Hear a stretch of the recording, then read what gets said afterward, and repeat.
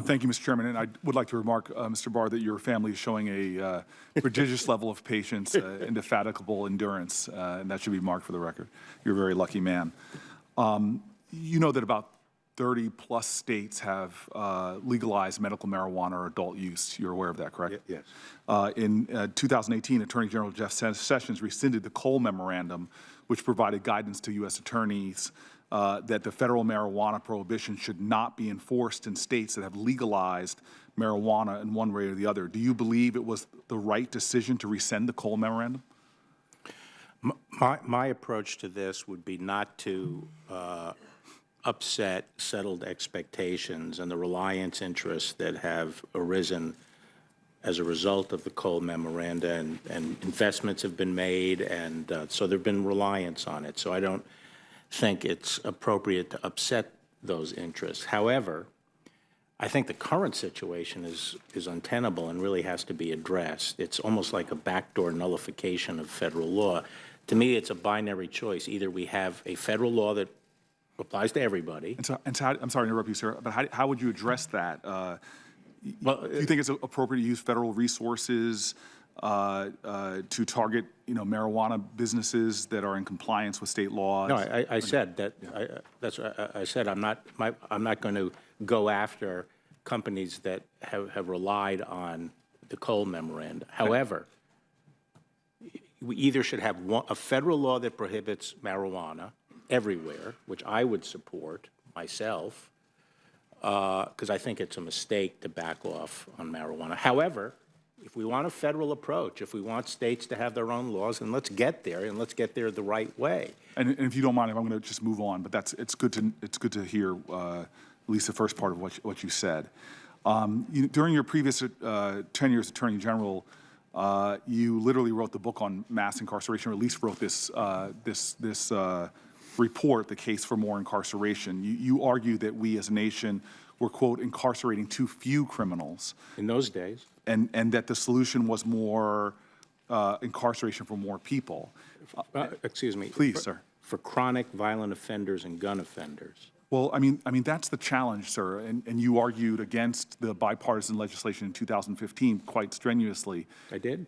But that's not the nature of incarceration in this country. In fiscal year 2016, only 7.7% of the federal prison population was convicted of violent crimes.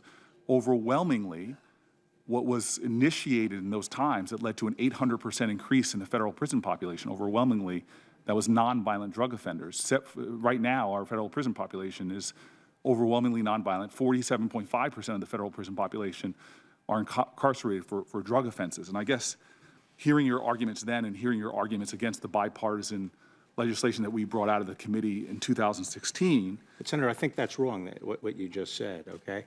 I think when you have violent gangs in the city, killing people, murder and so forth and so on, sometimes the most readily provable charge is their drug trafficking offenses, rather than proving culpability of the whole gang for murder. So you can take out a gang on drug offenses, and you could be taking out a lot of violent offenders. Do you think that the murders in Chicago are they're related to gangs, and including gangs involved in? And sir, and we can get into the data if you'd like, and I'd like to get some more pointed questioning. But this is the sort of these are sort of the tropes that make people believe that in inner cities we should have such profound incarceration rates. And I'd like to ask you specifically about that data, because I think it's language like that makes me kind of concerned and worried.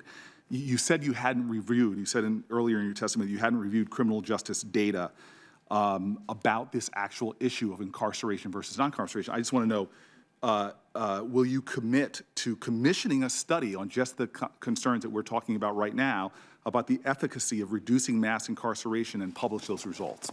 Would you be willing to do such a study yourself? Well, no, as I understand it, I've been told that there's a lot of data to support the First Step Act. Yeah, and that First Step Act goes directly towards addressing a lot of the problems we've had in mass incarceration. And so if you're saying that it is necessary to deal with violence in communities by over-incarcerating, here's a bipartisan group of senators that's working towards reducing mass incarceration. And that's why I think it's very important, which I appreciate you saying you didn't know because you hadn't reviewed the data.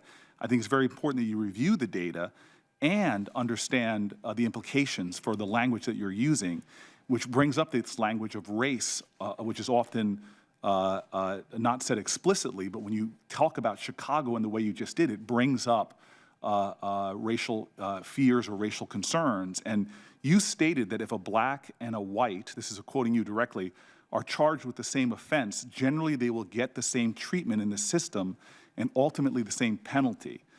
You previously quoted, and I quote you again, there's no statistical evidence that there of racism in the criminal justice system. Do you still believe that? No, what I said was that I think that's taken out of a broader quote, which is the whole criminal justice system involves both federal but also state, local justice systems. And I said there's no doubt that there are places where there is racism still in the system. But I said overall, I thought that as a system, it's working. It's not predicated on. So can I press you on that? Overall, the system treats blacks and whites fairly. From my own experience, I've lived in affluent communities. I've gone to the college campuses with you. There are certain drug laws applied there that's very different than the inner city community in which I live. But let's talk stats. Let's not talk our personal experiences. And so I've sat with many of my colleagues and many conservatives who readily admit what the data shows. And so I have a whole bunch of reports which I'll enter into the record from nonpartisan, bipartisan groups, even conservative leaders talking about the rife nature of racial bias within the system. For example, the federal government's own data, the U.S. Sentencing Commission's research shows that federal prosecutors are more likely to charge blacks with offenses that carry harsh mandatory minimum sentences than similarly situated for whites. The federal government's own data shows that black defendants were subject to 3-strike sentencing enhancements at a statistically significantly higher rate, which added, on average, over 10 years to their sentences. And so with numerous researchers having found stunning racial disparities rife throughout our system and in the federal system, which you will be the chief law enforcement officer of, and primarily for overwhelmingly for drug laws. For example, I don't know if you're aware or not of the Brookings study that found that blacks are 3.6 times more likely to be arrested for selling drugs, despite the fact that whites are actually more likely to sell drugs in the United States of America, and blacks are 2.5 times more likely to be arrested for possession of drugs when there is no difference racially in America for the usage and possession of drugs in the United States. I don't know if are you familiar with the Brookings study? No, I'm not. Okay, so just a follow-up, will you commit to commissioning a study examining racial disparities and the disparate impacts of the policies that you talked about and that led to mass incarceration, the policies that you defended when you criticized the bipartisan 2015 sentencing reform legislation? Will you commit to, at least as the most important law enforcement officer in the land, to studying those well-documented racial disparities and the impacts it has? Of course I'll commit to studying that, and I'll have the Bureau of Justice Statistics pull together everything they have, and if there's something lacking, I'll get that, and I'm interested in the state experience. But when I looked at this, I think 1992 was a different time, Senator. The crime rate had quintupled over the preceding 30 years, and it peaked in 1992. And it's been coming down since 1992. And sir, I just want to tell you, I was a young black guy in 1990s. I was a 20-something-year-old and experienced a dramatically different justice system in the treatment that I received. Okay. And the data of racial disparities and what it's done to black communities, because you literally said this about black communities, and I know that your heart was in the right place. You said that, hey, I want to help black communities. This is what you're saying. The benefits of incarceration would be enjoyed disproportionately by black Americans living in inner cities. You also said that, quote, a failure to incarcerate hurts black Americans most. And I'll tell you what's... And I just want to ask you a yes or no question, because I have seconds left.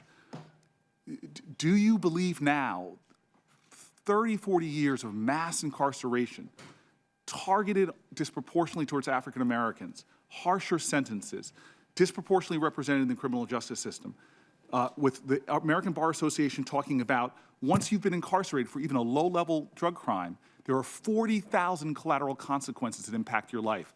Jobs, Pell Grants, loans from banks. Do you think, just yes or no, that this system of mass incarceration has disproportionately benefited African-American communities? Yes or no, sir?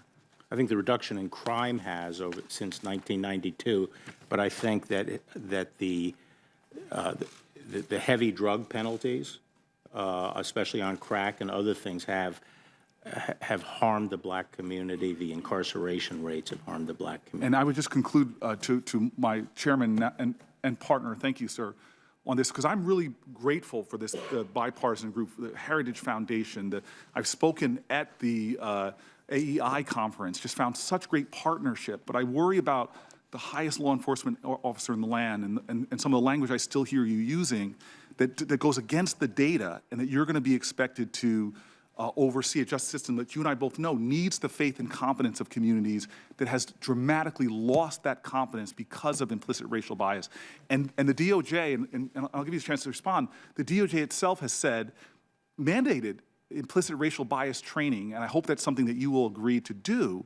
But this is the thing I'll conclude on, is that we live on a planet Earth where you can tell the most about a nation by who they incarcerate. In Turkey, they incarcerate journalists. Thank God we don't do that here, even though they've been called the enemy of the people. In Russia, they incarcerate political opponents. I'm glad we don't do that, even though with chance of lock her up. But you go into the American criminal prisons, sir, and you see the most vulnerable people. You see over-stigmatized mentally ill people clogging our system. You see over-stigmatized addicted people clogging our system. You see a system where, as Brian Stevenson says, it treats you better if you're rich and guilty than if you're poor and innocent. And you see disproportionately, overwhelmingly for drug crimes, African Americans and Latinos being incarcerated.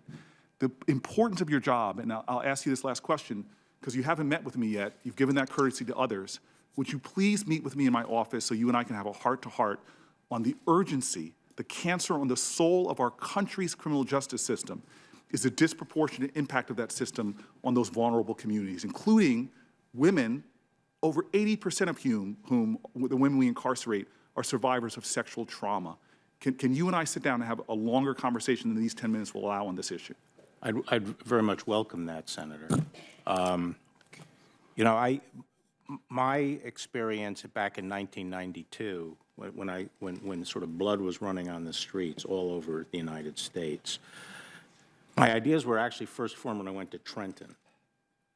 And the African-American community there essentially surrounded me and was saying, look, we're in our golden years. We're trying to enjoy our golden years, and we can't even go outside our house. We have bars on our house and so forth. Please, these gangs are running roughshod.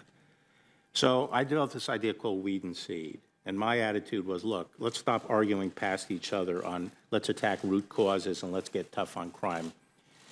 And I felt that for programs to work, like after-school programs and so forth, for all this, you know, for housing projects to be safe, we needed strong enforcement in those communities, and we needed those other programs to be brought to bear community by community.